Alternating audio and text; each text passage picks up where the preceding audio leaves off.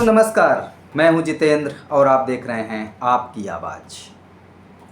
आज बात 9 जून की उस खबर की जिसको मुख्य समाचार पत्रों में तीसरे चौथे पेज पे जगह मिली।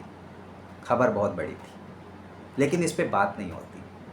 और खबर आई मुंबई से, मुंबई की लोकल ट्रेन से। आपने सुना होगा कि मुंब्रा और दीवा के बीच में दो लोकल ट्रेन के यात्री आपस में टकरा गए। आपने लोकल ट्रेनों को आपस में टकराने की खबर या ट्रेन को बेपटरी होने की खबर, ट्रेनों के टकराने की खबर तो सुनी होगी, लेकिन ये अजीब खबर है। दो ट्रेन के यात्री आपस में टकरा गए, ट्रेन चलती हुई ट्रेन में। कैसे हो गया, क्या है मामला, इस पे पूरी बात करते हैं आज आपके साथ। साथियों, मुंबई की लोकल ट्रेन, जिसके बारे में एक बात बहुत प्रसिद्ध है, मुंबईकर हमेशा ये उपयोग करते हैं। यहाँ मैं मुंबईकर शब्द का इस्तेमाल कर रहा हूँ। मुंबई में जो लोग रहते हैं वो ज़्यादातर मुंबईकर का इस्तेमाल करते हैं शब्द का। और मुंबई की जो लोकल ट्रेन है वो वहाँ के लोगों के लिए यातायात का प्रमुख साधन है। रोज़ लगभग 80 लाख लोग इन ट्रेनों से सफ़र करते हैं। आज हम सिर्फ मुंबई लोकल ट्रेन की बात नहीं करेंगे, पूरे भारत में जो ट्रेनें हैं उनकी स्थितियाँ क्या हैं उनके बारे में भी बात करेंगे। तो मुंबई में 80 लाख लोग प्रतिदिन ट्रेनों के माध्यम से सफ़र करते हैं, लोकल ट्रेन के माध्यम से सफ़र करते हैं। मुंबई और दीवा के बीच में जो दुर्घटना हुई उसमें 5 लोग मारे गए और 8 लोग घायल हो गए। ये दुर्घटना दो ट्रेनों के यात्री आपस में भिड़ गए। भीड़ इतनी ज़्यादा थी कि जो लटक रहे थे लोग आपस में ट्रेन में, वो आपस में टकरा के गिर गए। दो ट्रेनों के यात्री आपस में टकरा के गिर गए और उसमें जो दुर्घटना हुई उसमें 5 लोगों की जान चली गई और 8 लोग घायल हुए। सोचिए कितनी विभत्स घटना हुई होगी, कितनी भीड़ रही होगी कि लोग झूल रहे थे ट्रेनों में और उसमें दुर्घटना हो गई। लोग आपस में टकरा गए और नीचे गिर गए। ये स्थिति है देश में ट्रेनों की भीड़ की। आंकड़े आपके सामने रखता हूँ साथियों, मुंबई लोकल ट्रेन के, फिर पूरे देश के। पहले बात कर लेते हैं कि कितनी दुर्घटना होती है ट्रेनों में। 2024 में ही आपने देखा कि पूरे एक साल में सरकार तो बहुत सारे दावा करती है, सुरक्षा चक्र की भी बात करती है कि ट्रेनों में सुरक्षा चक्र लगा है जिससे ट्रेन दुर्घटनाओं में कमी आई है, लेकिन आंकड़े कुछ और कह रहे हैं। अकेले 2024 में ट्रेनों की 40 दुर्घटनाएं हुई, 40 ट्रेन दुर्घटना हुई, जिसमें 19 ट्रेन बेपटरी हुई। आपको याद होगा कि मुंबई से सीएसटीएम हावड़ा मेल की जब दुर्घटना हुई थी झारखंड में, उसकी खूब चर्चा हुई थी। उत्तर प्रदेश में गोंडा के पास जो डिब्रूगढ़ ट्रेन की दुर्घटना हुई उसकी खूब चर्चा हुई। पिछले 2024 में यदि देखें तो 5 महीनों में ही 7 ट्रेनें बेपटरी हो गई थी। तो ट्रेन दुर्घटनाएं होती हैं, सरकार व्यवस्था के लिए रोती रहती है। 2024-25 का जो बजट है 2.5 लाख करोड़ रेल बजट है। बजट बहुत है, रेलवे के पास पैसा बहुत है, रेलवे के पास ज़मीन बहुत है, संसाधन बहुत है, पर लोगों की ज़िंदगी के लिए रेलवे के पास सोचने का वक्त नहीं। रेलवे के अधिकारियों के पास शायद वक्त नहीं कि जब एक घर के कोई एक चिराग बुझता है तो उस घर के लोगों को कितनी तकलीफ होती है। अकेले लोकल ट्रेनों की दुर्घटना के बारे में यदि हम बात करें केवल मुंबई के अंदर, तो 2024 में 2500 से ज़्यादा लोगों की जान चली गई। 2024 में 2590 लोगों की जान चली गई थी।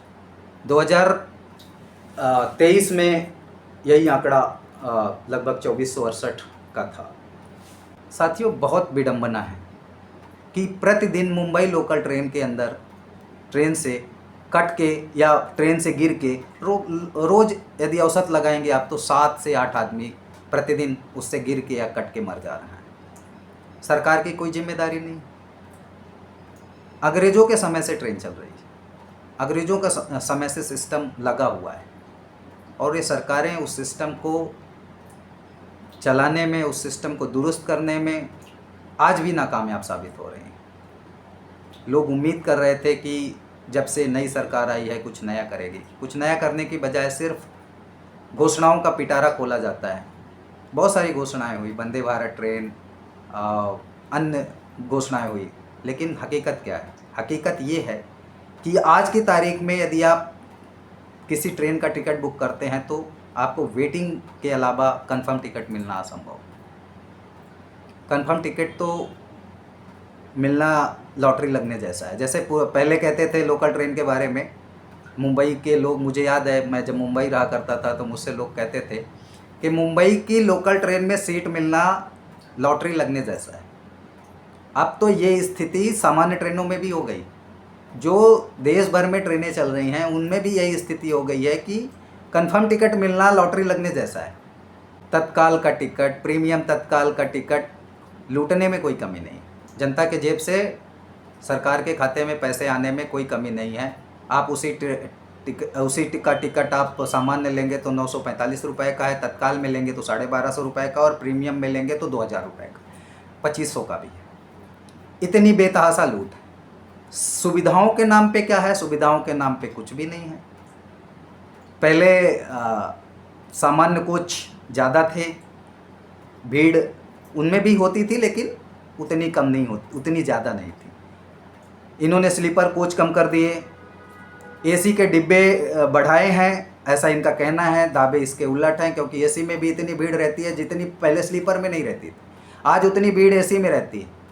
लोग फर्श में सोए रहते हैं, निकलने की जगह नहीं रहती।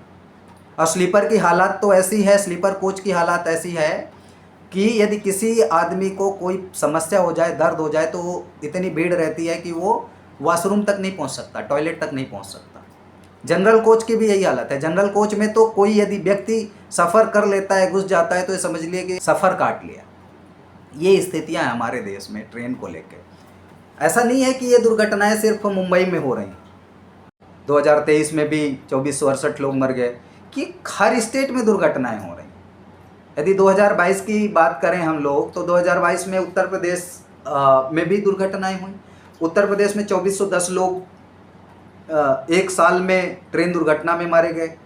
जो महाराष्ट्र में ये आंकड़ा 3110 का था टोटल, मुंबई से बाहर भी जो दुर्घटनाएं हुई उनको मिला के। तमिलनाडु में भी ये आंकड़ा 1833 का था।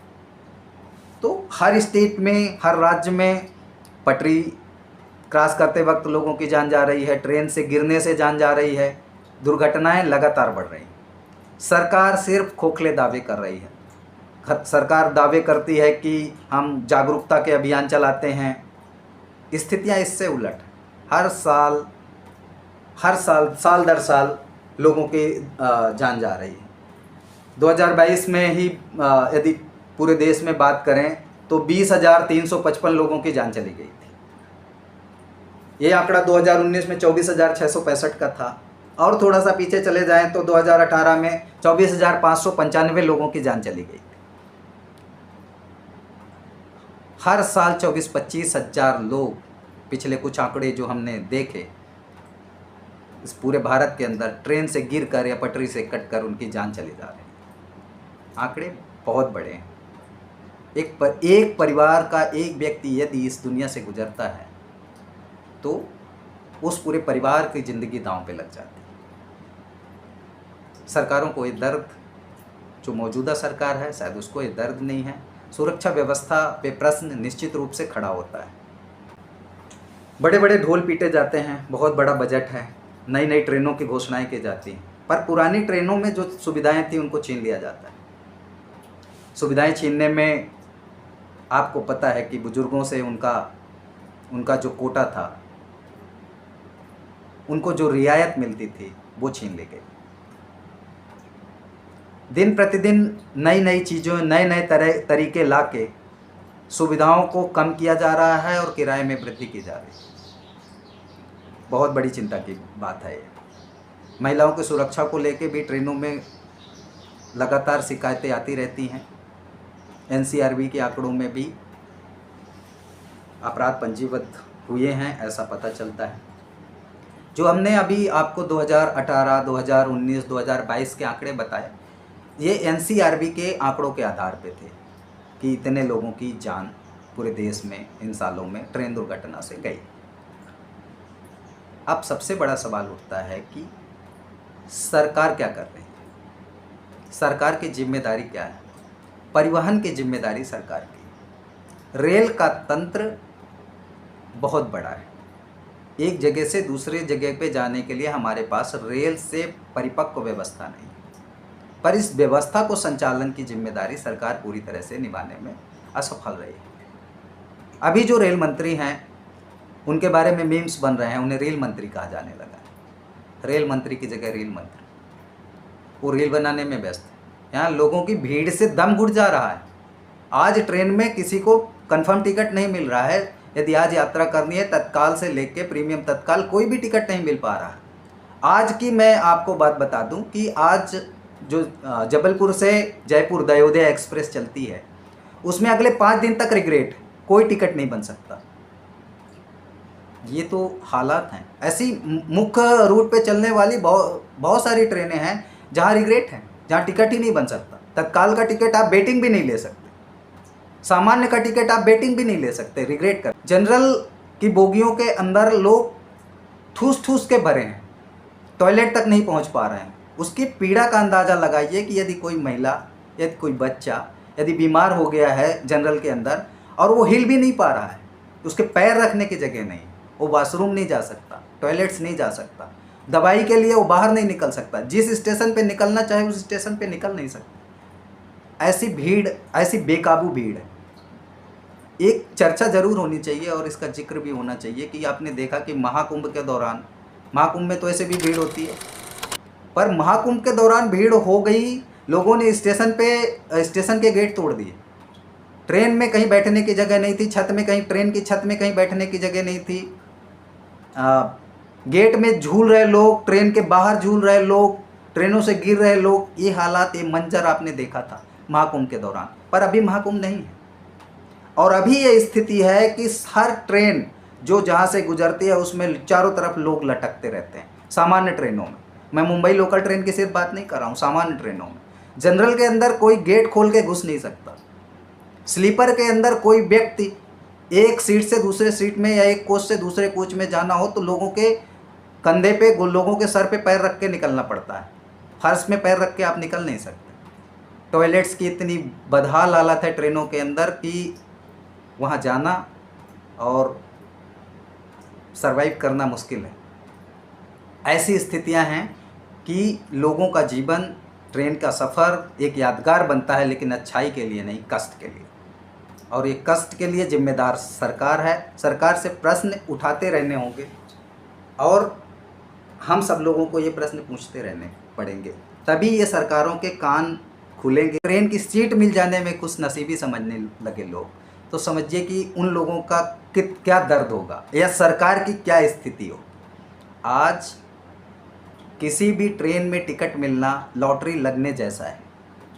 किसी भी राज्य में जो बिहार से, उत्तर प्रदेश से लोग जाते हैं, जब उनसे बात की हमने, तो हमने पाया कि उनका ये सफ़र पूरे जीवन के लिए एक दर्दनाक सफ़र के रूप में यादगार बनता है। सरकारों की जिम्मेदारी है, सरकार की जिम्मेदारी है कि ये सरकार अपने देश के नागरिकों को यातायात की सुविधा उपलब्ध कराए। उनको यदि सुविधा नहीं दे सकते हैं तो आप उनके शहर के आसपास, उनके घर के आसपास रोज़गार दीजिए, जिससे कि वो इतनी यात्रा ना करें, पूरे देश में भीड़ भाड़ का माहौल ना बने। आप हर राज्य में उनके घर के आसपास रोज़गार के अवसर उपलब्ध कराइए, उद्योग धंधे लगवाइए, जिससे कि इस प्रकार से जो माइग्रेशन हो रहा है, जो माइग्रेट कर रहे हैं लोग, जो चारों तरफ भीड़ बढ़ रही है, इसे रोका जा सके। इस समस्या का समाधान कुछ न कुछ परमानेंट सरकार को ढूंढना होगा। रेलों की संख्या बढ़ानी होगी, रेलों में सुविधाएं बढ़ानी होगी, प्लेटफार्म की साफ़ सफाई से लेके, ट्रेन की साफ़ सफाई से लेके, ट्रेनों में भीड़ निश्चित रूप से सरकार की विफलता है, रेल मंत्रालय की विफलता है। रेल मंत्री जो रेल मंत्री कहे जाने लगे हैं, निश्चित रूप से उन्हें इसकी जिम्मेदारी लेनी चाहिए। और हो रही रेल दुर्घटनाओं के बारे में सरकार को जिम्मेदारी लेते हुए कुछ ऐसी व्यवस्था का सृजन करना चाहिए जिससे कि आम जन को, लोगों को जो ट्रेन में सफ़र करते हैं, उन्हें उनकी जो तकलीफ़ है उनसे निजात मिल सके। आप सब लोग रेल की समस्याओं को लेके एक्स पे ट्वीट करिए, एक्स पे आप पोस्ट करिए और लोगों से चर्चा करिए आपस में। रेल मंत्री को टैग करिए, रेलवे को टैग करिए, इन व्यवस्थाओं के बारे में जानकारी के लिए लोगों को जागरूक करिए। मेरी आप सबसे यही गुजारिश है कि कोई भी छोटी से छोटी बात यदि आपके ज़हन में आती है कि जो नहीं होनी चाहिए और वो हो रही है, उसके लिए आप आवाज़ बनिए। एक छोटी सी आवाज़ भी आगे चल के बड़ा बदलाव लाती है। आज का हमारी ये बातचीत मुंब्रा और दीवा के बीच, जो कि थाने के पास इसकी स्टेशन है, उसमें दो या ट्रेनों में, लोकल ट्रेनों में यात्री आपस में भिड़ जाने को लेकर थे। लेकिन ये पूरी समस्या कैंसर की तरह पूरे देश में फैली हुई है, जिसमें से ट्रेनों में भीड़ और ट्रेनों की यात्रा कर रहे लोगों का दर्द कोई नहीं समझने वाला है। आप सब लोग इसकी आवाज़ बनिए। इसी प्रकार की चर्चा के लिए हम लोग जुड़ते रहेंगे। तब तक के लिए नमस्कार।